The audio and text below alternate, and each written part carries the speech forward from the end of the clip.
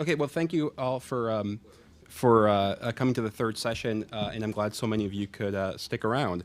So I'm pleased to introduce the panel for the third session on the social costs of unemployment. So let me just introduce the panel. We're very fortunate to have Greg Ip, who is the U.S. economics editor at The Economist, moderating. For those of you who have not seen it, he's the author of The Little Book of Economics, which is a great gift. I've given it, so I highly recommend it. We're also very fortunate to have Joe Altanji, who's a professor of economics at Yale. He's a distinguished labor economist, has worked on a variety of topics. He's a project participant in this NBER project, so he'll spend a few minutes talking about some of his work. The next three panelists have something in common, which is that they all had various roles at the Department of Labor. So Larry Katz is at Harvard University. I'm sure you're familiar with his work. At the Department of Labor during the Clinton administration, he was chief economist, and I spent some time in that role under Secretary Solis, and I just would say that I think every chief economist that has followed him has tried to emulate his role, in particular his success in bridging policy making with rigorous analysis and empirical support. Next we have Ed Montgomery, who is the dean of the Georgetown Public Policy Institute. I also know Ed from my time at Labor. He was the executive director of the White House Council for Auto Communities and Workers, so we just called him the Auto Recovery Czar. I'm not sure that's the term that was recommended, though. By Glenn Beck. But in this role, it was a really important role, actually. He spent, I think, Ed, it's really appropriate that he's on this panel because I think he saw in that role firsthand some of the effects of unemployment in these distressed auto communities. He was just down the hall from me, but I never saw him. He was always, in Flint, Michigan, or, I think he must have spent most of his time working with officials in those communities, and it made a real difference. He also served in the Clinton administration as deputy secretary. And then finally, we have Betsy Stevenson, who we're all very happy could attend because she was just appointed, as you I'm sure know, to be a member of the Council of Economic Advisors. I think she will probably say this, but she's not a member yet. So clearly she is speaking for herself here. But she also served as the chief economist. So she's an associate professor of economics at the University of Michigan and served as a chief economist at Michigan. She followed me there. I'm sure we'll be hearing a lot more about what she's doing in the next year. So just to motivate the session, I think one theme that we've seen in the other sessions is what are the after effects of this recession? What are the long run implications? We saw that in the first panel to some extent at the level of the economy on the discussion of productivity. In the second panel, we saw that to some extent on the role of government programs. And here the focus will be on people. So two trends which I think are fairly pronounced in this recession are the very weak labor market for young adults and the elevated rates of long-term unemployment. And they both raise a lot of interesting questions as to what this means going forward.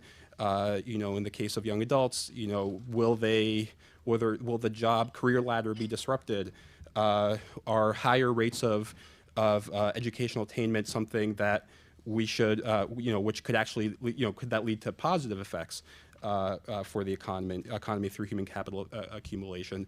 And in the case of long-term unemployment, do we believe that looking forward, this is going to have some tangible effects on the economy for years to come, or not? These are some of the questions that we will certainly be discussing in this panel and the topics of the papers that will be presented both by Joe and Larry. So with that, I'll let the panel begin. Thanks very much. much, Alex. I want to throw a little bit of current affairs context into this just because right now a lot of us, including me, are wondering what the Federal Reserve is going to do at its meeting next week because those of you who haven't been following the turmoil in the markets ought to know it's because they wonder whether the Fed is going to announce that the benchmark for when they stop pumping money into the economy has been met, which they say is a substantial improvement in the outlook for the labor market. And all the commentary from the gray eminences at the Fed seems to suggest that, yes, there has been a substantial improvement in the outlook. Although after going over some of the material from our wonderful panelists here, I have to say, well, it all depends on whose outlook you're talking about because it depends a lot on your age, the duration of your unemployment, and apparently also your college major. So we're going to hear a little bit more on this incredibly rich tapestry that tells us about what the labor market really looks like from our panelists. We're going to start with Larry Katz, and then we'll move on from there.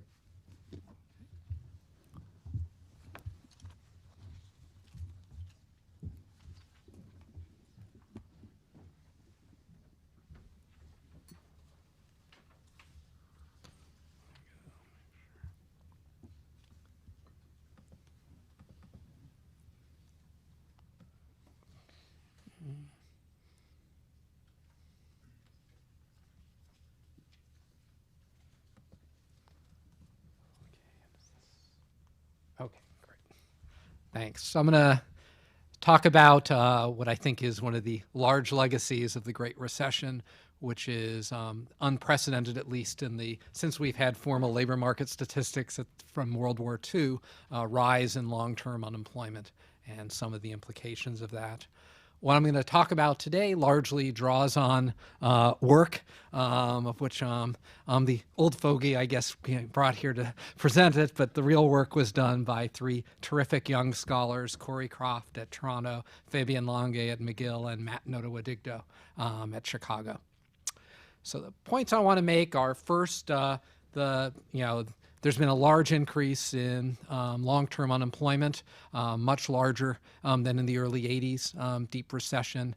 And any way you look at the data, the long-term unemployment situation looks quite different. So what this graph shows you is it goes back as long as we've had, basically standardized labor force data from the Current Population Survey, 1948 to 2012, and it plots decomposes the unemployment rate, the unemployed over the labor force, into three groups: the short-term unemployed, those unemployed less than sort of 4 months; the medium-term unemployed, which are in blue, in red, which is 15 to 26 weeks, and the long-term, which is greater than 26 weeks. And as you can see, typically in the U.S., most unemployment is short-term unemployment. It's people who've been unemployed for less than a few months.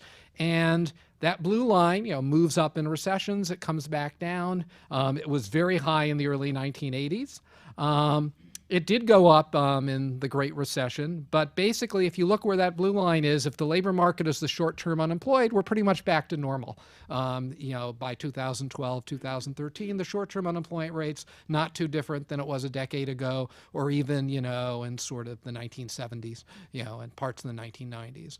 On the other hand, if you look at that green line, which is long-term unemployment, really something different happened in this recession. There was a massive increase, and in fact, in the depths of the labor market in 2009, 2010, it's the first time we've ever actually seen more long-term unemployed than short-term unemployed in the U.S. And while there has been some improvement in the last few years, it's still at unprecedented levels. The long-term unemployment rate is still higher than it was at the peak in the 1980s recession, and medium-term unemployment is still very, very high.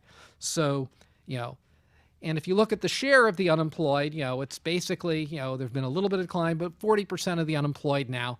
And remember, people who are long-term unemployed and become disconnected from the workforce drop out of this labor force definition. So if we had a broader measure of long-term unemployed, counting the marginally, connected, there's been a very big increase in the share of long-term joblessness that's not fully captured here. And so the key, short-term unemployment's back to normal. Long-term unemployment remains at an unprecedented high since we've been measuring this. And this is not some simple, compositional mismatch sort of story. It's not that all of a sudden there are more sort of less educated workers who have higher long-term unemployment, or that, There's been a shift in the age structure of the population. In fact, every single group you look at, less educated, more educated, old versus young, men versus women, people in manufacturing and construction versus services, have shown sharp increases that have persisted in long-term unemployment. You can't sort of get this out of some composition thing, and it's so widespread that it sort of just looks like a really weak labor market, not some simple mismatch story that you can tell. So that's sort of point one. The second point is, the next few points are why you should care, and I think there are several reasons. One is there seem to be consequences of being unemployed for a longer period of time in how effective you are in searching and getting another job once you go to the end of the queue. The second is there are a number of puzzles in the labor market, and the shift of composition of unemployed towards long-term unemployed helps explain it. And the third is it's really, really costly, and I will get there. So the first is, if you look in the raw data and you plot people who are unemployed by how many months they've been unemployed and ask how likely is it that they transition into a job in the next month. This is normalized so that the short-term unemployed are sort of normalized at 1, but that number in bad times would be about 9-10%, and good times up in 20-25%. What you can see is if you don't control for anything, there's a very big decline after you've been unemployed for 6, 8, 10, 12 months, then it sort of flattens out. But the long-term unemployed are sort of less than half as likely to escape from unemployment to get a job than the short-term unemployed. Even after you control for everything you can control for in the current population survey, there's a bias known as negative duration dependence, heterogeneity bias. You can't make this go away very much. And on top of that, something Hilary Hoynes mentioned just when I walked in at the end of the last session is there's now some interesting experimental work. This is from the work of my collaborators on their own, without me, that's forthcoming in the QJE, Corey Kroft, Matt Notowidigdo, and Fabian Lange. And what they did is they sent out thousands of resumes that were identical across different labor markets, with the only thing varying in them, they had different high-skill ones and low-skill ones, were how long your gaps were from being out of work. And they had a large enough sample that they really could estimate this month by month. And this really does look like something real, not just some hidden heterogeneity. You see a very similar thing from the experimental estimates of your likelihood of getting a callback. In the first 9, 12 months of unemployment, it falls by about half and then stays there. So once you've become long-term unemployed, your likelihood of escaping from unemployment is much, much lower. And this looks like to be a real phenomenon, not just some hidden heterogeneity. On top of that, at the same time we've seen this big growth in long-term unemployment, we've seen a number of labor market puzzles, which is this apparent outward shift in the number of sort of vacancies or job openings relative to the number of unemployed. And that shift pretty much goes away if you plot it against the short-term unemployed. You can very much, and if you just run through any sort of model of how the Beveridge curve, sort of evolves and how the composition of unemployment, you can explain a lot of that outward shift just by the long-term unemployed seem to be in quote, less effective or less attached to the labor market in moving into new job openings. But there are a couple other puzzles that, so one way you might look at this graph and sort of those escape rates is to say the short-term unemployment rate's now back to sort of normal. The long-term unemployed have sort of become disconnected from the labor market. That's sort of the Beveridge curve. But you might have expected if sort of the market was completely sort of compartmentalized. Once you become long-term unemployed, you don't affect anyone else, or people don't think of themselves. The other sort of two puzzles, which I probably were mentioned earlier, is the very low quit rate, which suggests that even though short-term unemployment and the escape rate from short-term unemployment don't look that different than normal, people are really worried about ending up in this long-term unemployed disconnected group. And the second is, while the Beveridge curve shift out, we're not seeing like wages growing like crazy. It's not like incumbent workers are not, but they're both not quitting and they're not driving up real wages as you might have predicted if the short-term unemployment rate was a measure of slack. So we still have a very, very weak labor market. It's understated by looking at short-term unemployment because of the huge growth of long-term unemployed and people out of the workforce, and the likelihood of getting a job, falls as you've been unemployed longer. And the other key thing that we need to really worry about is we don't have the long-term cost of long-term unemployment from the Great Recession yet. We have not been to observe these people 20 years out. But we do actually have the long-term cost from a much smaller cohort of long-term unemployed from the early 1980s recessions and from earlier. And what we have learned is that it has very large and persistent cost. Work by people such as Thiel van Wachter and his colleagues, Dan Sullivan, have shown once you become long-term unemployed, permanently lose a long-term job, your earnings fall dramatically in the short run. Eventually you get back to work, although not everybody, but even sort of 15 to 20 years later, earnings are 20% lower. Mortality rates really spike early on when you lose a job in the big earnings, and that's a persistent effect. It's about a 10 to 15% higher mortality rate even after 20 years, our best estimates. So these are large social costs associated with becoming disconnected. A very large share end up going on to the disability system, and there appear to be important intergenerational impacts on school performance of kids whose parents lose jobs and have persistent out. There's a little bit of debate on how big those effects are, and not all the experiments are well done, but even the lowest range estimates, given how much higher long-term unemployment is now, says these are potentially serious long-term consequences of the Great Recession. Finally, where I want to conclude is, and this is sort of speculative, but based on, I think, a couple interesting new research findings, which is trying to link this information on this, the fact that the longer you've been unemployed, the less likely you are to find a job, with another fact that what this experimental study did, which is what they do here, Kroft, Lange, and Notowidigdo, is they look at in high and low unemployment markets and periods of time how quickly you escape from unemployment by your duration. And what you can see is basically as the economy recovers, there's a big jump in the escape rate from unemployment for the short-term unemployed, but very little change. So those if people out beyond a year. So even when in a lower unemployment economy, they get left behind. So if you are doing nothing active to deal, and this came at the end of the session, with the long-term unemployed, we're really looking at a group of people potentially dropping out, moving. Disability may be the only place, SSDI, they can go, losing connection to the labor market. It takes a very strong labor market. So this is in the normal range of the 2000s. It really takes World War II, late 90s labor markets to start generating job growth that draws in the long-term unemployed and those that get disconnected. And there are two other points. So what this sort of suggests, the other key recent research finding was not done in the US, but it was done in France by Bruno Crépin, Esther Duflo, and several co-authors. An amazing study they did in France in which they basically got to randomize among 250 different metropolitan areas in France about doing active labor job search assistance and wage subsidies for getting young people hired. In some labor markets, 100% of the people got access to the services, some 75%, some 50, some 25, some 0.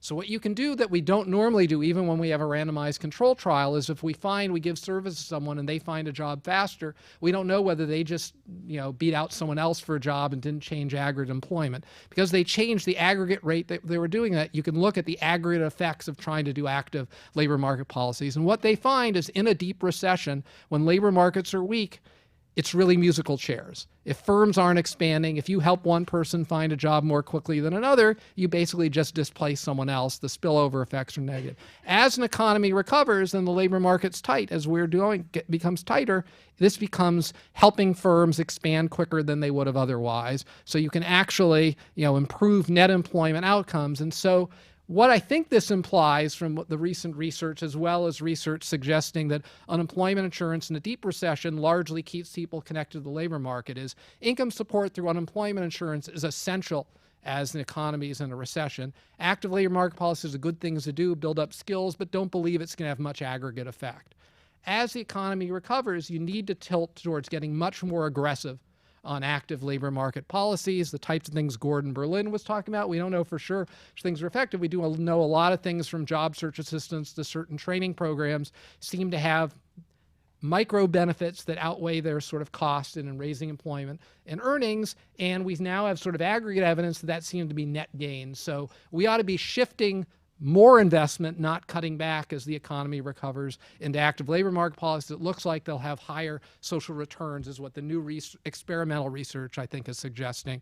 And so while we are facing huge costs of long-term unemployment, they're going to be much worse if we just passively accept them rather than trying to actively deal with them. And I don't know whether that's politically feasible, but I think it's a huge, open, and important issue to be looking at going forward. Thanks very much, Larry. We'll hear from Joseph Altanji now.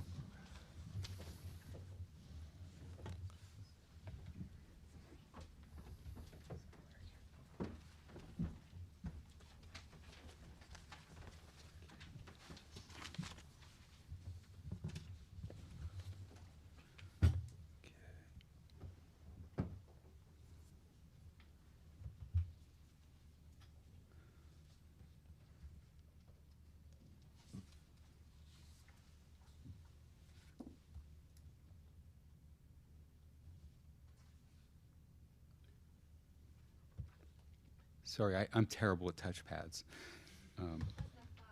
I tried F5. It didn't. It's a Control F5.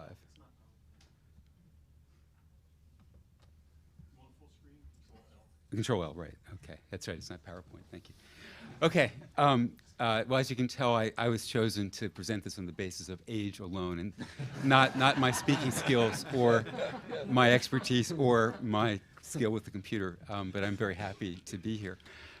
So what I want to do is talk about entry conditions at the time of college graduation and how that affects early careers.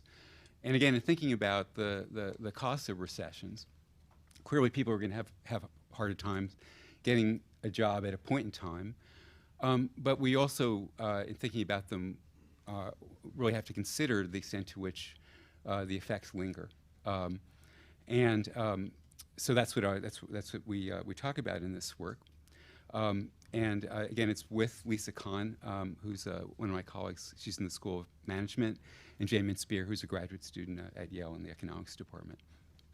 So the questions are: what are the labor market consequences of graduating in a recession? That's kind of, in some sense, the main question. But we focus a lot at how these effects differ by major.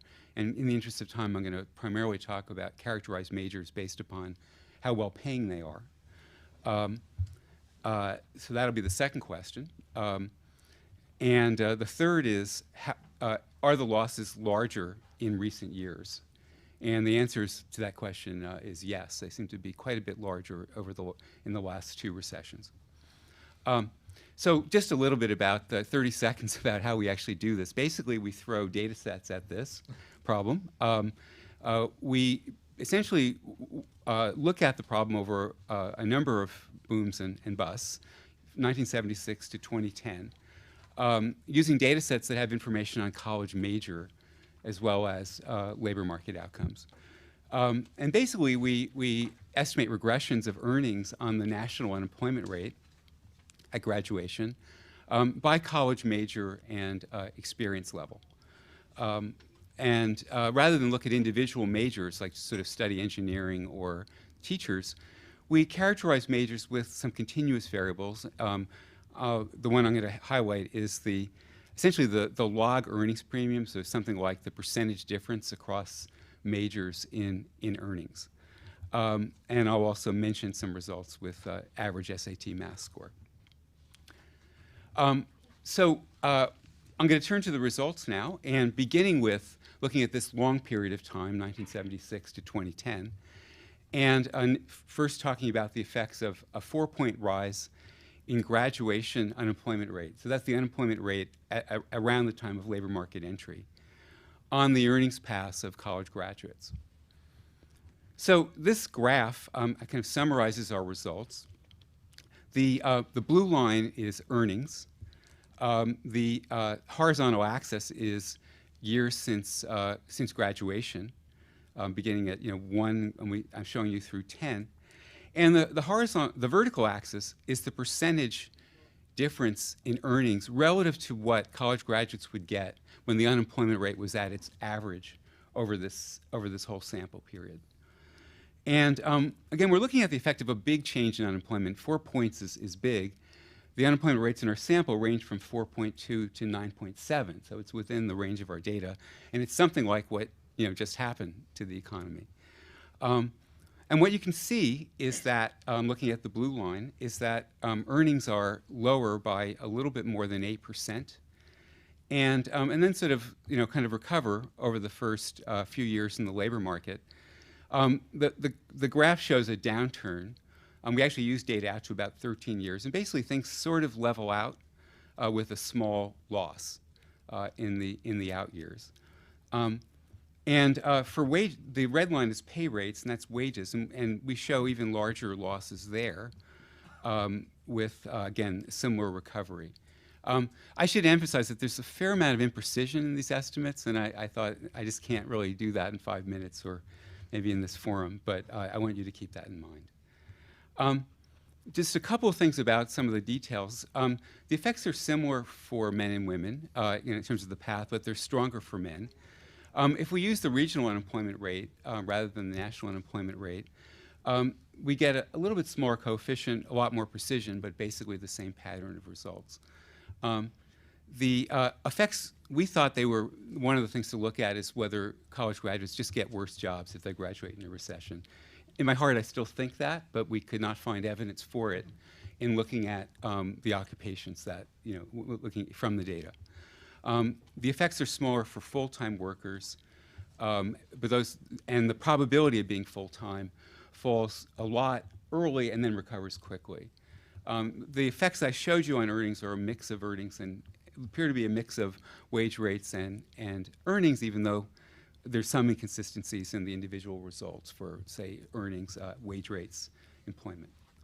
Okay, so now what I want to do is turn to kind of the second question we asked, which is, to what do these losses depend upon the major? There are obviously a lot of ways you could look at major, and there are a lot of reasons why they might well differ. But let me just show you the results, and maybe we'll have a little bit of time in some of the discussion to talk about the possible theories. So basically, the green line is a high premium major. So what's high premium? It's a major that's one standard deviation. So we compute earnings differences for all the majors. Then we compute the standard deviation of those majors. And the high one is one standard deviation above. People in those majors earn about 17% more than the average. The low premium, those are majors where you earn about 17% less. And what you can see is that, again, over this long sample period, the red line is the average. It's basically what I showed you.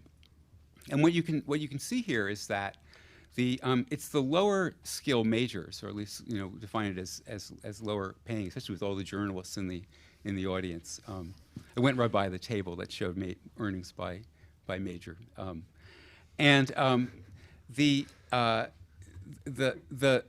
so what you can see basically is that the low premium have bigger losses and then recover, and if you look at the high premium, it's somewhat smaller. Okay. A couple of more results. We did the analysis by SAT math scores, and it kind of echoes what I just showed you. And we've actually been looking at other characteristics, but I'm going to not talk about those for lack of time. Now, the results on how college major affects how people do as a function of unemployment rate are different for men and women. Women, these effects of being in a high-paying major are bigger for women than they are for men. And in fact, for the whole period, women aren't really hurt that much by unemployment at the time of graduation, if they're in a high-paying major. So there are some gender differences that we don't completely understand yet. Okay, so we have looked at a couple, I think, reasonably obvious mechanisms. One of them has to do with the occupational specificity of a major. So nursing is the most occupational specific major that we found in terms of the fraction of nursing graduates who are nurses. Accountants is another high one. Teachers is another high one. What we found is that this sort of matters for some of the things, but it doesn't really explain our results. We also tried to get major specific measures of demand. So far, we can't really account for much of our results with those.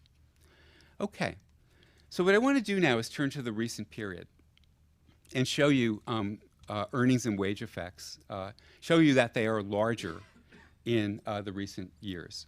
So basically what we did is we augmented our models to allow for changes in slopes in 1998 and then used those to evaluate earnings and wages for the later cohorts. And the overall results are in this table here. And what you can see is the losses are much bigger early on in this more recent period. That says that if you graduated in a recession in the 2000s, again, we had the 2001 recession and the Great Recession, for the same change in unemployment, you do worse. So here I'm showing an extreme change, 4 points, and earnings are lower by 26% if you graduated, that was if you graduate in this high unemployment time versus, say, graduating in the mid-'80s or the late '90s. For wages, as you see the same pattern, wages are also lower. Now, we only go out 7 years because we really don't really have data on the Great Recession far enough to kind of find out what the long-term consequences are going to be. So we really don't know what they'll be, but we go out 7 years. You can see there's mostly a recovery. Okay, my final graph looks at the effects of a shift in unemployment on the low-paying and high-paying majors in this 1998 to 2010 period. So there's a reversal here. First, the main difference thing is that basically the major you were in doesn't really matter. That is that basically conditions got worse for if in a weak economy all college graduates did worse, and it doesn't matter that much what their major is. And if anything, the low premium majors actually did a little bit better in this more recent period. Again, we're currently investigating this. We don't completely understand it. But I guess again, you want to see that though the size of the effect is much larger in this later period, minus 25% at the time of labor market entry. Okay, so I'm going to speculate a bit, but as I said, this is really at this point we're still trying to figure out what's going on here. Why are the recent recessions different? Well, the recessions differ in the industries and groups that were the most impacted. 1981, 1982, 1991, there's a lot of effects in manufacturing, construction in 1991. College graduates might have been more sheltered. 2001, there was a dot-com boom, had big effects on, for example, engineers who are paid well, and people, IT people. It may have just been had a broader effect on college graduates. 2007, 2009 was very broad-based. Unemployment doubled for almost every subgroup, including college graduates. Okay. So again, we don't completely understand the difference in the periods and what we're looking at. So what I think I'll simply do is, so what have we found? We found that when you graduate in a high unemployment time, you don't just have low earnings for a year. These effects persist for a while. Secondly, over looking at a bunch of recessions, people in high-paid majors suffer less in a recession than people in low-paid majors. The most recent period, the consequences of a 1-point move in unemployment or a 4-point move seem to be bigger in terms of these early labor market outcomes. And now it doesn't seem to matter as much what the major is. So let me stop. Thanks very much. Those were two really great presentations, but they also went on a little bit longer than we had scheduled. So Betsy and Ed, we'll hear from you both next, but if you can try and keep it to 5 minutes, that would be fantastic.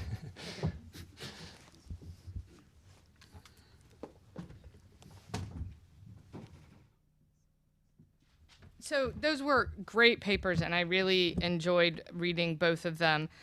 What I wanted to do was actually just give a few random comments on the social costs of the labor market, of some of the changes we've seen in the labor market, and speak hopefully a little bit complementary to what's just been presented while staying under 5 minutes. I should also, Alex said this for me, but I'm going to just reiterate that actually what was announced was the intent to appoint me to the CEA. I am not officially appointed. I am not at the CEA. I'm not speaking for the CEA. I am just a lowly associate professor of public policy at the University of Michigan telling you my nerdy academic thoughts. Let me just start by reminding you, and I know you don't really need this reminder, but it always helps me to put it in perspective of what happened to the job market. So we saw a massive increase in both the job losing rate and a decrease in the job finding rate. And that seems sort of obvious that's going to result in high unemployment, but it is important to keep in mind that when we saw this massive change in the labor market that came from both things.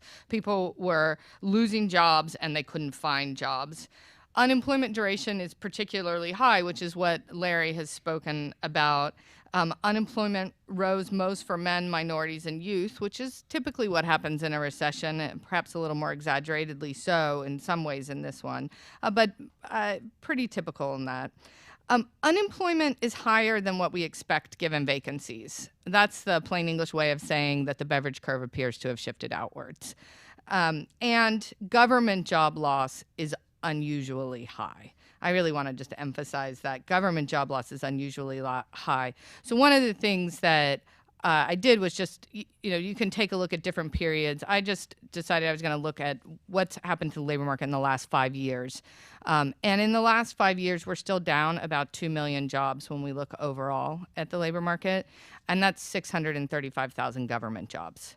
So we're we've lost a lot of government jobs, and that is not a typical pattern. In fact, it's an unusual, unprecedented pattern for so much loss to be happening in the government sector in a recovery. So what are the labor market issues that I see or that I think about as being potentially important?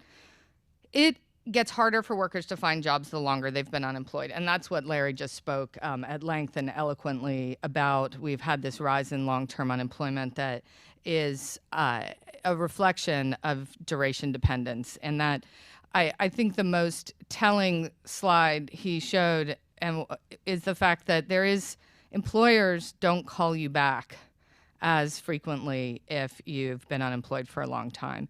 And that for whatever reason, is that whether it's discrimination, whether it's just people have lost skills, whether it's statistical or animus, it's a problem, and it's a fact of our labor market. Participation rates are struggling, and economists don't have good explanations for why. And I think that's because there's a lot of reasons why we've seen labor force participation rates declining, and I'm going to show you a few slides. And I'm going to do something that I think may have never been done before in a conference, which is I am going to show that the speaker from the first session was a little bit wrong. And now that's done all the time, but it's not usually your domestic partner.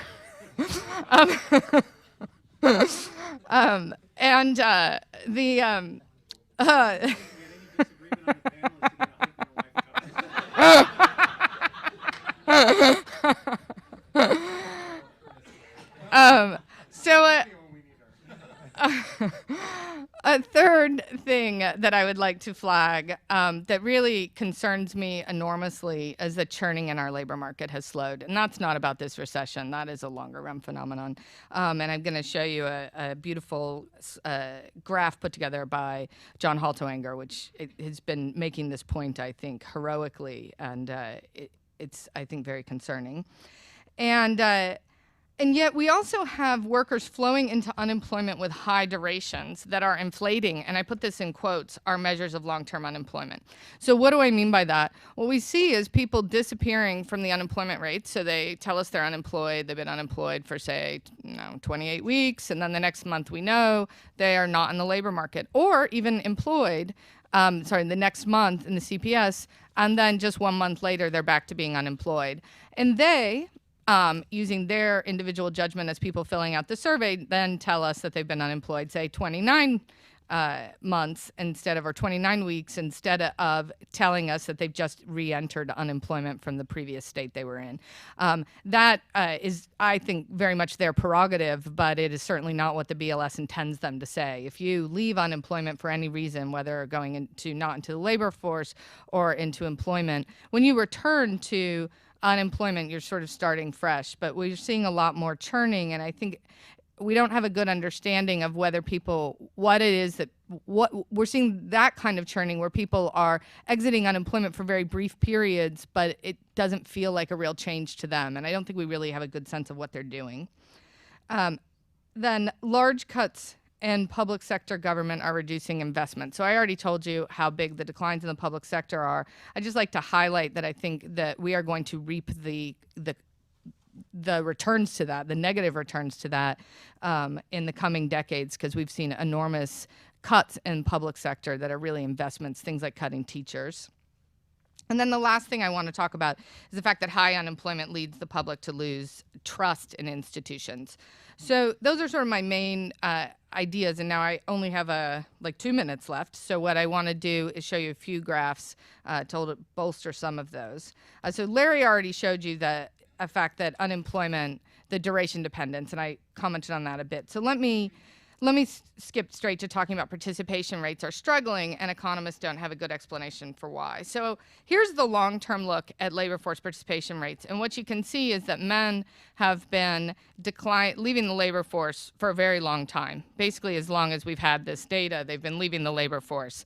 And what we typically see in a recession is that it's an acceleration point at which men leave the labor force, and then they sort of come back in and sort of, well, depending on the recession, either flatline or decline at a slightly lower rate till we get to the next recession, where there might be a little bit of an acceleration in their declines. But the women, on the other hand, have been increasing their labor force participation since 1950 when this starts up until about 2000, and then labor force participation flatlined. Now, as you know, for both men and women, labor force participation has really had a marked decrease in this recession. And I think, we really don't have a good handle on that. We know there's some age composition stuff going on, and that's what Justin talked about a little bit earlier. There's some baby boomers who are exiting the labor force. But it's certainly not all compositional. And the thing what I want to do, and this is to now show you by age labor force participation rates in the very recent period by men and by women. And what you can see here are 25 to 34-year-old white men and women. Men are the solid line, women are the dotted, and now their scales are on the right and the left side. So these are obviously not the exact same labor force participation rates, but I really wanted to blow it up so you could look to the scale and read the number if you wanted. And what you see here is that, coming out of that 2001 recession, there was some recovery in young women's labor force participation rate, and that's been completely eroded. And there's no sign of any recovery in their labor force participation rate in the last 3 years. And men's, whether you want to call that little uptick a recovery or not, I'm not sure. But really, you see lower labor force participation for both of them. Now let's look at 35 to 44-year-old white men and women. And now you just see something that's just been mostly headed down. Again, for women, it seemed to have stopped, the decline stopped coming out of the 2001 recession, but it picked up going into the 2008. Looking at 45 to 50-year-old women and men, again, white men and women, what you see is, for women, not much going on before, say, 2007, and then this big decline. For men, the ongoing decline. Now we flip it, and what we see is 55 to 64-year-olds. And this is why the compositional effects of labor force participation are getting so confused, is because old people do participate at lower rates. Read off those numbers, and you'll see that labor force participation, when we were talking about 45 to 54-year-olds, we were talking about numbers in the 80s and 90s, high 80s for men, mid to high 70s for women, and now we get to 55 to 64-year-olds, and it's in the low 70s for men and high 50s for women. But these numbers have been increasing, and what they did in the recession was really to sort of flatline. And then here's 65 and older white men and women, which has just been on a straightforward upward trajectory. So we know older workers are working more, and this has been something that's ongoing. So this is not a story that older workers are working more because they lost all their money in the recession. I hope that this has to do with the fact that we've had the health improvements that allow us to work more as we're a bit older. But why is it that this differs once you break it down by gender? Well, let me give you just a little bit of, tell you what's been going on more in aggregate in terms of these changes. So I told you that we were down 2 million jobs since 5 years ago. Well, that's down 400,000 jobs for women and 1.6 million jobs for men. So what that is a shift in the labor force from men towards women. We also see that that the shift has really been women lost jobs in government, and men lost jobs in the private goods producing sector. And so there are these sort of compositional shifts going on about who's working where that I think make it hard for us to make it really hard to get a good handle on what's going on with labor force participation. One last thing I wanted to, let me skip, because there are two things I wanted to show. One is just, as I mentioned, I think this very important fact that there's less churning in the economy overall. And this is a graph from John Haltiwanger, which shows job destruction and job creation, basically both on downward trends over the last 20 years. And this is really worrisome, because what it says is if we're not churning, if we're not moving about, we're not going to have workers allocated in the most efficient way possible. So I think that potentially leads to important problems in the economy.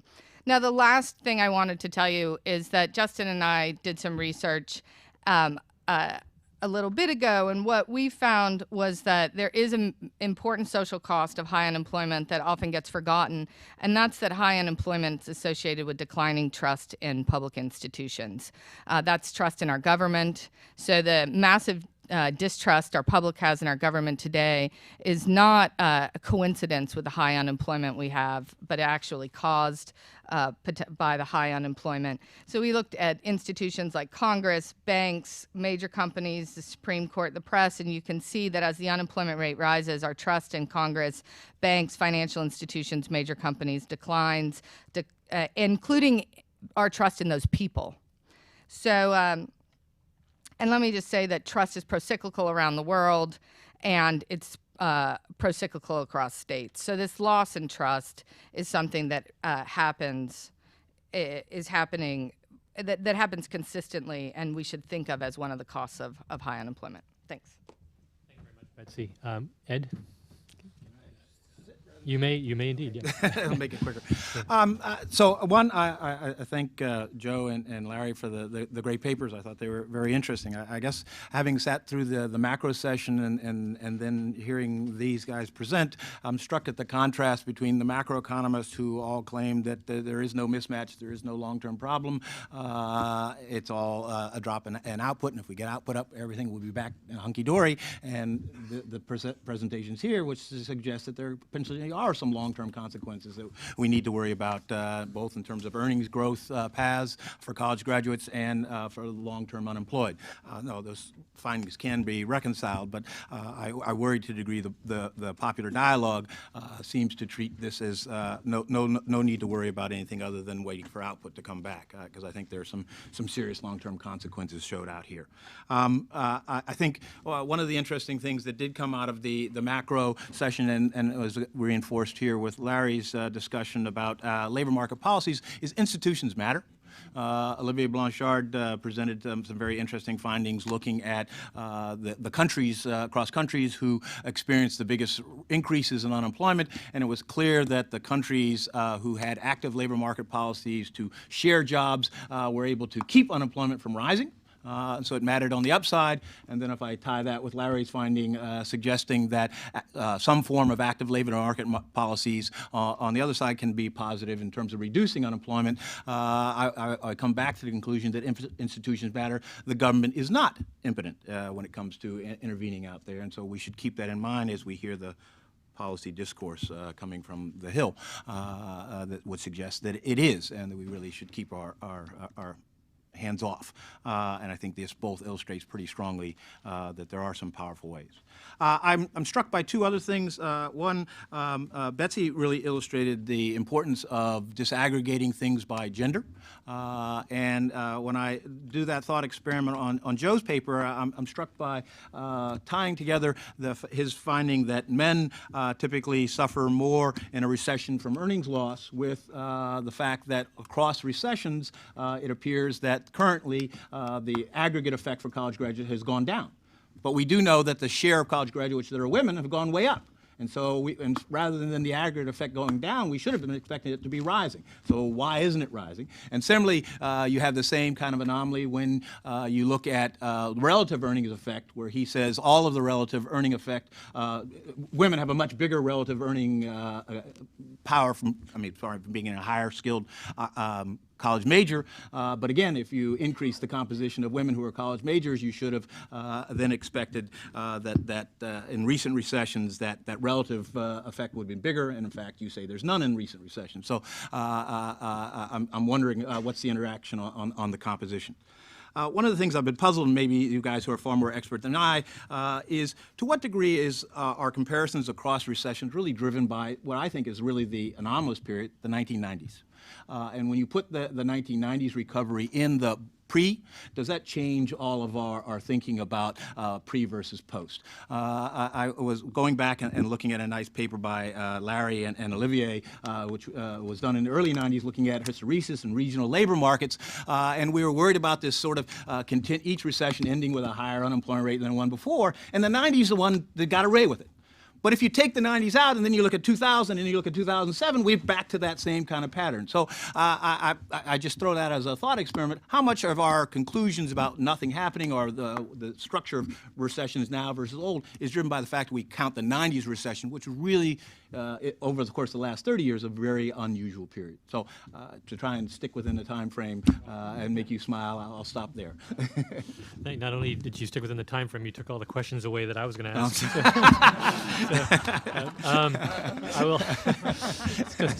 I will try and come up with a few, however, just to make myself feel useful. I think the first question I do want to ask is that we are in Washington, so what does a policymaker do in response to all the information here? Larry, I think you said that active labor market policies simply are a game of musical chairs during the downturn, but they're helpful during the recovery. Are we now at that stage in the recovery where active market policies can help? More specifically, what sort of active market policies? For example, the administration has previously proposed hiring credits and other special treatment for employers who hire people who've been unemployed for a long time or people from groups that have less labor market attachment. And to tie in Joe's research, is improving college or educational attainment the sort of active labor market policy that would help? And I'd like to have everybody offer a few thoughts on this. Okay. So, I think that, we are at the time where we ought to be thinking, about doing more on, quote, active labor market policy. I would sort of make, I'd want to first sort of try to connect the macro and this session and then relate it to that question, which is, I think what the macro is saying is, the big shock is we had a really deep recession, financial shock, and we're still feeling the aftermath of that. You should not think of the buildup of high unemployment and long-term unemployment and the lack of young people being able to get jobs as some new structural problem of mismatch. Colleges aren't putting out the right type of people. The long-term unemployed just don't have any skills that were ever valued in the labor market. This has been caused by weak demand from the aftermath of a financial crisis and a Great Recession.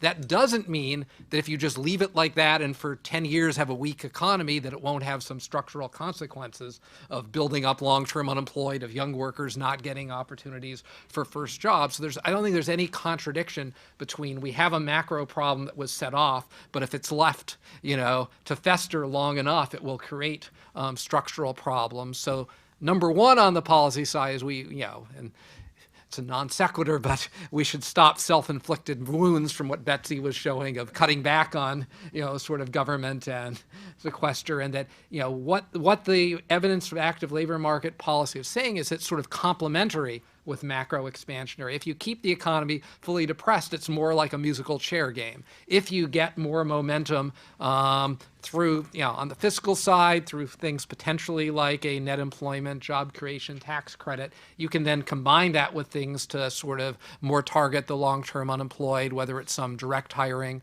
whether it's job search assistance, whether it's some of the training programs we're getting positive estimates, some versions of sectoral employment training programs where you work with local employers of what jobs they're having difficulties filling and work with a community group, a community college to try to set up training for that, where there's both potentially a short-term, set of skills that are valuable, but you're also picking up broader things that have long-run value. So I think we have a number of places like MDRC and others have done a number of very well-done evaluations suggesting there's some promising aspects, and this new work on France and some earlier work in the U.S. suggests that it's complementary with a stronger expansion. But if you continue to have a very weak aggregate labor market, it becomes more like musical chairs. So I think we should view these things as complementary. You shouldn't view we have structural problems, therefore we don't need to worry about macro. But you also shouldn't think that if you just do macro, I think there is a lot of evidence many young people and long-term unemployed will still be scarred from what's happened over the last 5 years. Joe? So I guess the one I wanted, and I'll come to Ed's comments in a couple minutes, but I think the one policy is policies that perhaps make graduate education a better option. Certainly, if the opportunity cost goes down when the short-term labor market prospects aren't as good. Actually, in our work, we were looking for that as a response, and haven't found. We were a little bit surprised not to find stronger evidence that people were increasing enrollment rates or increasing educational attainment in response to recession. But that seems to me to be one, certainly one policy. And a bit of a problem, maybe less for graduate education, is that for lower levels, is that the funding for community colleges is pro-cyclical, basically. So there's a difficulty there. Did you? Yeah, Ed honed in on a couple of, I think in particular on the gender differences that we find, and also how they relate to changes over time. So let me just mention that in some other work that I've done with Costas McGeer and Erica Bloom, we've looked at basically the trends by gender in major composition, and women did move. Larry's done a lot of work in this area. Women did move toward the sort of men's majors, kind of through the kind of mid '80s, and then it sort of stopped pretty much. So there are still fairly substantial differences in the majors that men and women are in. We have made some attempt to actually get major-specific measures of demand by basically looking at what occupations majors feed into, and then looking at changes in employment and unemployment in those. We really haven't been that successful in explaining some of the differences that we have. That's still kind of one of our working hypotheses. But and again, looking at the difference over the whole sample and the more recent period, we want to look in more detail than we have so far at exactly the composition of employment demand. I can say, though, that if we allow essentially these regression models allow the break to be almost any time before the Great Recession, we get results that are qualitatively like what we showed you. I don't think we've ever worked with sort of removing the 90s, but it's not the 97, 98 break period. We get results like that later. Can I ask a question on this gender aspect? When I look at the fact that there's differences by major, I think, well, maybe that has something to do with what majors are in demand, and maybe it has something to do with how much work people have to do in each major and how much training they actually get in each major, and then also who selects into which major based on how much work they're going to have to do. So you've got really high hard workers going into some majors and slackers going into others. So even though women may not be going into more of the male majors, we know that actually women do seem to be harder workers in college on average than men. So if part of what you're picking up... If we just made economics harder, we'd attract more women. It's just too easy. Getting all the guys. Well, but if part of what you're picking up with your majors is just how hardworking people are, as it shifts towards women over time, that effect will disappear because it's shifting just towards the harder workers. Yeah, we find it for, again, we find it for SAT math, but there I as I think about it, I can't quite remember whether we see this big change. I showed the first graph. Basically, the high SAT math majors don't suffer as much in recessions if you look over the whole period. So I should say, and I think that the paper does say that we know that it's not just the subject matter, it's also the personality attributes and also the maybe general cognitive ability of the people who filter into these majors that's underlying the results. So that's an interesting hypothesis. Yeah. Isn't it possible that it's the hardest working women who begin entering into the male-dominated professions, and as you reach parity, the slacker women start to come along and pull the average down? I don't know.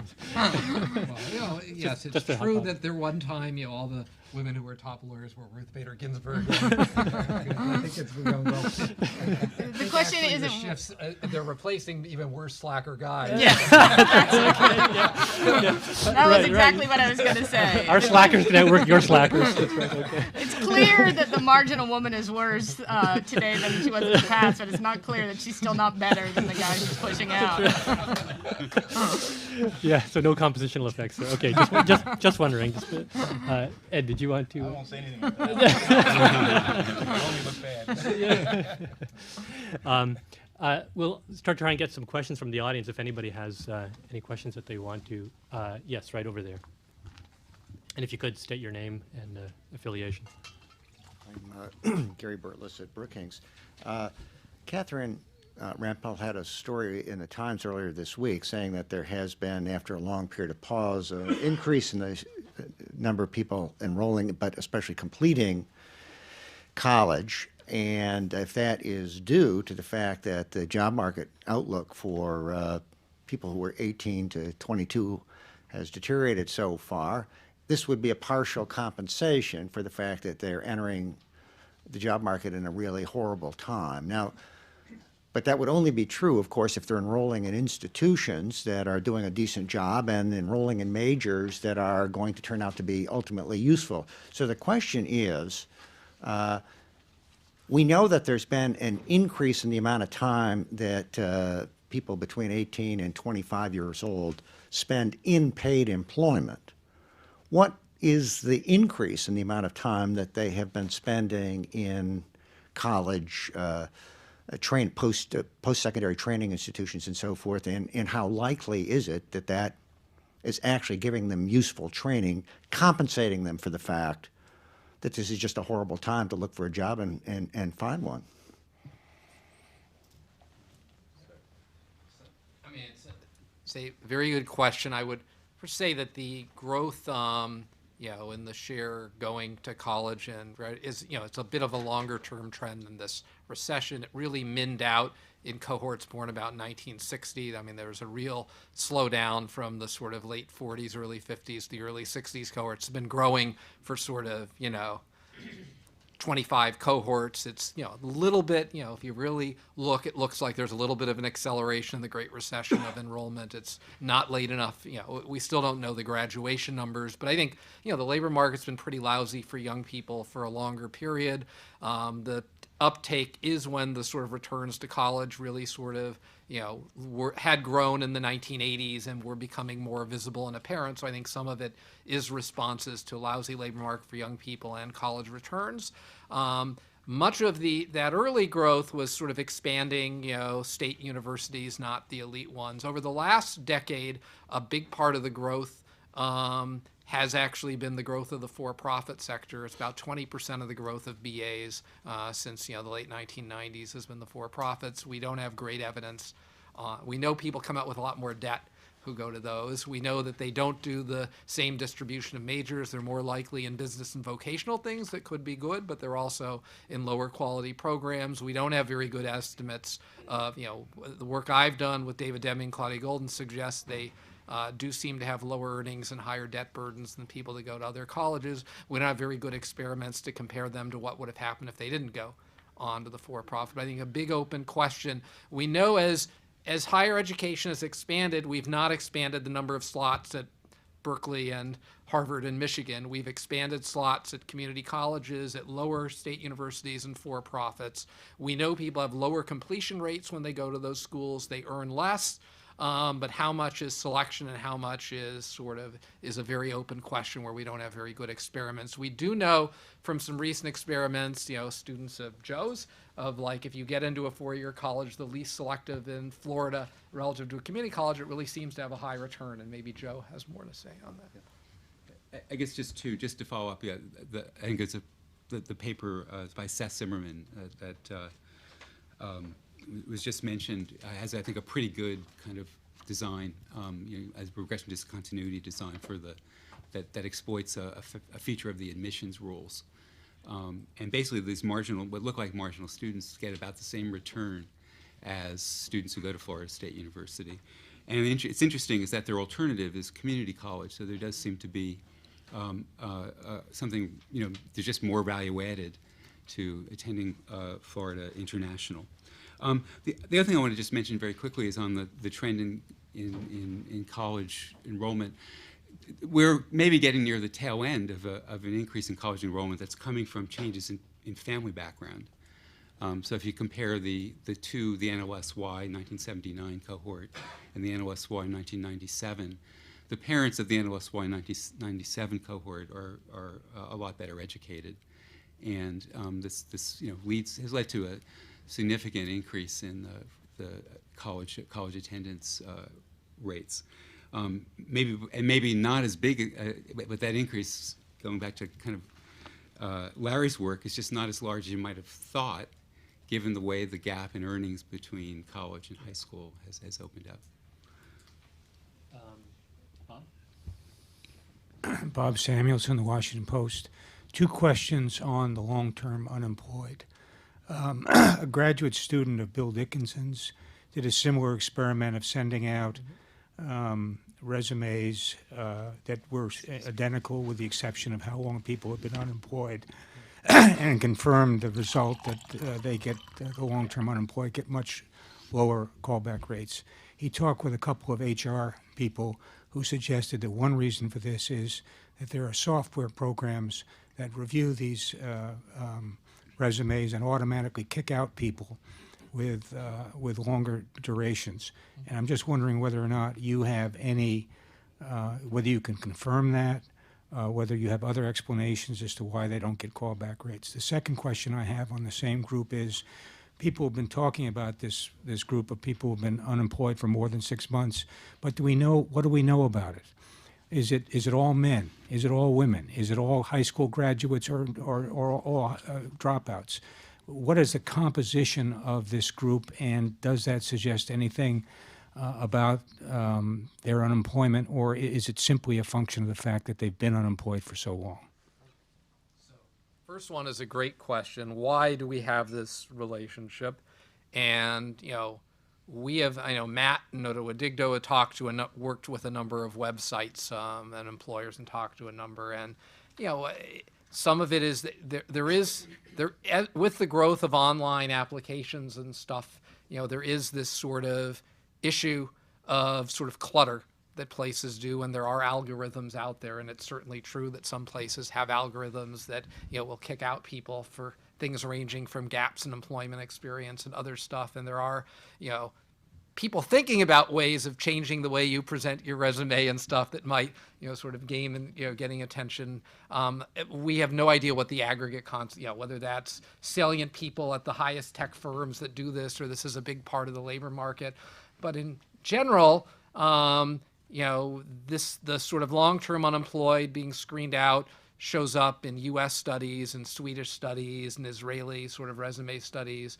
Whether, I think, looking at what you've been doing recently, there are also some other interesting things. Moving job to job actually in the work sometimes looks worse than if you're cold applying, going job to job, than being short-term unemployed is actually one finding they have, because it sort of looks weird why you're sort of doing it through a sort of general applying. I think both being long-term unemployed and looking sort of odd moving. Why would you want to apply for this job if you have another job? Both seem to get up employers to think there's something strange. And given they currently have so many applications, they do a lot of things to try to reduce that sort of clutter. On some of the online labor markets, there are attempts now of experimenting with ways to reduce this clutter and improving these labor markets by things like making people jump through some more hoops when they apply to show they're really interested in that job and serious. And there's some evidence, that Odesk, which is one of these large online, that suggests that may be able to benefit some workers. But there is the reduction in cost of a lot of applications have created issues that might exacerbate the problems of sort of statistically discriminating on things that may not be the most relative concept. But we right now have snippets of evidence on that. And, not who are the long-term unemployed. As I said, you can't explain it by composition. It's gone up by every group. So basically, it looks sort of proportional to groups that have had high unemployment. So it's a little more men than women, but not more than you would predict from the fact that men have more cyclical unemployment. It's a little more minority than not. It's a little more less educated, more educated. But the rate has gone up to unprecedented levels in every single group. So it's much more widespread than just a group, at least on the observables that we see in standard data sets. Did anybody else want to? Yeah, well, Larry did actually such a great job on that. But I did just want to emphasize this, why employers do this is that I think they're really inundated with applications, and,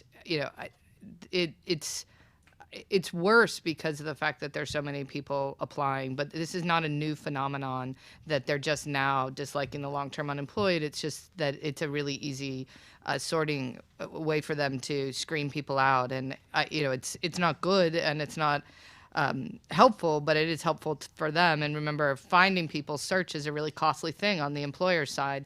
And we can't forget that it is costly for them. And, that's why back to the earlier questions of what active labor market policies could be helpful, trying to reduce the costliness on the employer's side of finding good matches among the long-term unemployed would be the most, an amazing thing for us to try to do. And then just on that, some of the most successful, sort of job training, active job search policies that seem to have effects seem to have the role of they provide real skills, they help you search, but they also are somewhat of an intermediary. The intermediary builds up a role with reputation with employers and gets you through the clutter. They know you have this sort of skill and they know they can sort of be trusted. And given the way employers screen things, that's one of the key roles potentially of active labor market policy is trying to, be a little more using intermediaries to help people get through that's someone whose application might just not be paid attention to otherwise. Is the intuition behind the screening process that an employer assumes that if this person hasn't been hired by now, there's information there? But Alan Kruger yesterday gave a very interesting speech where he was looking at the role of rock and roll in economics. Or maybe it was economics and rock and roll, I can't remember. But he pointed out that songs that are perceived to be less popular, even if that is a random thing, are less downloaded. Yes. And maybe something happens to those who are unlucky enough to be unemployed by X months. They're more likely to become unemployed for X plus 1 months, and then so it goes. Right. So there's this old debate in economics of whether the fact that the long-term unemployed are less likely to find a job than the short-term unemployed is caused structurally by, you have less skills or employers won't look at you, or it's just heterogeneity. The mere fact of heterogeneity, that, if there's any group that's sort of, less, looks like a less good employee, means it's an easy, the existence of heterogeneity that some people, will have not gotten a job because other people passed them up, means that you'll create endogenously structural duration dependence because now employers won't pay attention to you because they'll sort of classify you as that type of person, even if it was just a random, you got 3 bad draws that other people looking at. So we tend to think of this statistically of these two different things, but I actually think there's a tight connection between them. Eddie. Yeah. Ed Lazear, Stanford. Let me just start by, I wanted to agree with you, Larry, and thank you. I get promoted to being a macroeconomist. I noticed that. But I also, Yeah, that was exactly the point of view that I had, was that even if this stuff is cyclical, if you stay out for long enough, you create long-term problems. I wanted to follow up. We're all talking about these labor market policies as if we all agree, and I'm not quite so convinced that I agree. And here's the question for you. You guys did a pretty good job of answering, at least starting to answer the question that I wanted to pose. But if we look at the literature on the performance of labor market programs, and there's a lot of literature on this stuff that goes back 40 years. Certainly some of the stuff by Bob Lalonde, and most of that literature is not very positive in terms of finding effects of labor market policies on outcomes for disadvantaged workers. Yeah. So I'm wondering if you could elaborate a little bit more on the nature of the kinds of programs that you have in mind. You just did a little bit, so thank you for doing that. And then the second question would be on cost effectiveness, because one of the big problems that you have anytime you do a government program is you buy the base. And what I mean by buying the base is the standard thing. You get 95% of the guys that would have done the same thing anyway in order to get the 5% marginal effect. And I guess the question would be, in the study that you cited, Larry, that DeFlo and all did, was there any estimate of the cost effectiveness of any of these programs? Right. So in a high unemployment labor market, because it had no net effect, it clearly was not cost effective. In a low unemployment labor market, it looked like it was, moving in that direction. Gordon's here. I mean, MDRC, and there are a lot of out there. So what I would say is, if we just did business as usual and expanded your average WIA program in a state, I would be very worried that we'll have very ineffective program. If, and this is a very big if, we took the best performing states, we took the models that seem to have, basically look like they cost, a few $1,000 and then raise earnings by $5,000, for 4 or 5 years, those clearly are going to, win benefit cost test if they're not displacing others. So I think we need to pivot towards, I know the administration is well aware of this, towards the things where we have, real evidence of effectiveness, cost effectiveness, and the very big difficult thing is, how do you shift the existing programs where we have really lousy a lot of this is in the details of performance evaluation systems, what you're rewarding, but I don't think the ideal is just throwing money into the existing system. I think we want to target it towards things and developing things that we have pretty good evidence and demand high standards of evidence for stuff to work. And there are a lot of lousy programs out there, but there is emerging evidence of certain patterns ranging from career academies and sectoral employment programs that look pretty promising, with long-run results that look pretty good.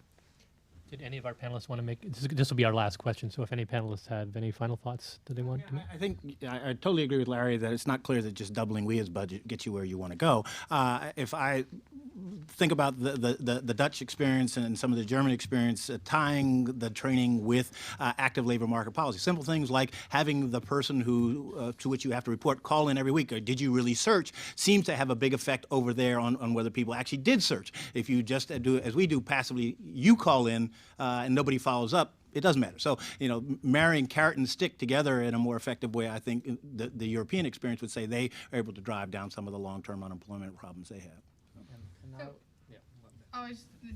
One of the things we know is cheap and actually shows to be cost effective is these job search assistance programs that are combine also checking that people are doing what they're supposed to do to get UI. And one of the ways that makes it so cost effective is that you don't get your UI if you're not doing what you're supposed to do. And but I did just want to say, I think one of the things that's hard with cost benefit studies is that trying to think about where, adding up all the benefits, because usually, we might just be looking at, say, what are the long-term wages then for this person who goes through some program, but not necessarily looking at, is there an impact on crime? Is there an impact on some of the other social measures? I mean, frankly, keeping people out of the disability insurance system can save a ton of money. So just reducing the probability somebody enters one of our other programs. So, needing to take a broad look at that, I think has actually made it hard for us to have very good information on that cost-benefit calculus in any of the programs. But I think everybody here is in agreement that doubling WIA is not the answer. But I think that there are definitely things we can do that are cost-effective. Before Jim jumps in, I just want to first thank Jim Paterba for making this possible, and also all of the NBER staff, particularly Rob Shannon, who was instrumental in the organizational effort. And I also want to thank Karen Dinan and Economic Studies at Brookings for helping tremendously on the on some of the outreach. So thank you to them, and I'll pass on to Jim. Before we clap, I just want to emphasize Rob has joined us in the back of the room. Rob not only is part of the NBER conference team, which manages to somehow hold 125 meetings in various cities around the world during the course of the year, but Rob is actually the principal person who manages and organizes the NBER Summer Institute, which in only about 3.5 weeks will bring 2,100 of our favorite economists to Cambridge over a 3-week period. So, Rob, thank you in the midst of this very busy time. Thank you for making time to join us and make this work.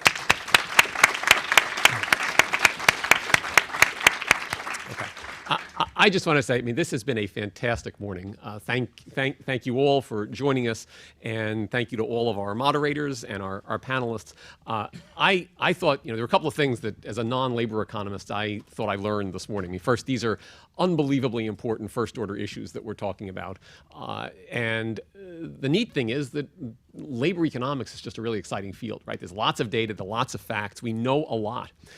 And when you spend 4 hours trying to bring the wisdom of what we understand about these things to bear on some of these policy questions, you actually conclude that we really do shed some light on how to think about these challenges from the very top level of what's the conceptual framework of the labor market to think about and use to think about the last few years, to the nuts and bolts of which kind of programs seem to be more efficacious and more cost effective as the last question was addressing. Of course, there's also a lot left to be done. And I think that's an agenda for the future, which is thinking about everything from the dynamics of the youth labor market to trying to distinguish the temporary blemishes versus the permanent scars that come from periods of long-term unemployment, to exploiting some of the differences as we move to a more online labor market and understanding where all of that goes. And I think that suggests we've got lots more exciting work to do going forward. I want to close by thanking David Card and Alex Moss for organizing and leading this project. And and somehow at the end of it all, it looks, comes together beautifully, and it's seamless, and it seems like it's easy, but in fact it's not. And there were 2 crucial steps along the way in what they did.